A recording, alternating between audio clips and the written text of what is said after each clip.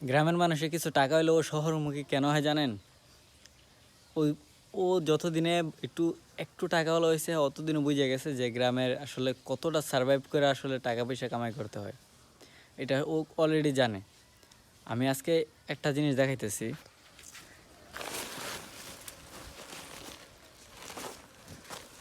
এই যে দেখতেছেন এগুলো আমাদের পুকুরের মাছ আর কি, চাষের পুকুর। ওইখানে কে যেন বিষ দিয়া সারা মাছ মেরে ফেলাইছে।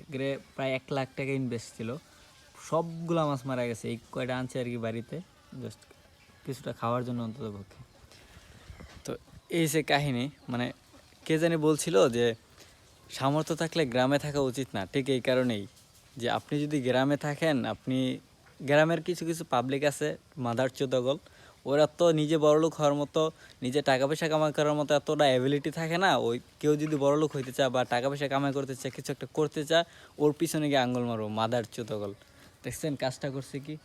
সমস্যা ছিল ওর, কি সমস্যা করছিল? মাছ ছিল পুকুরে, তার সমস্যা কী ছিল? আরেকটা ঘটনা হয়েছে আমাদের আমাদের বাড়ির সাথে। কোয়েল পাখির একটা ফার্ম ছিল, ওই মানে বীজ থেকে যেন ওকে সারা কোয়েল পাখি সাফ করে রাখছে। মানে এরকম অবস্থা গ্রামের, মানে অহরহ হইতেছে। এই কারণেই যে আসলে সামর্থ্য থাকলে গ্রামে থাকা উচিত না। মানে খুব তাড়াতাড়ি, যত তাড়াতাড়ি সম্ভব শহরমুখী হন।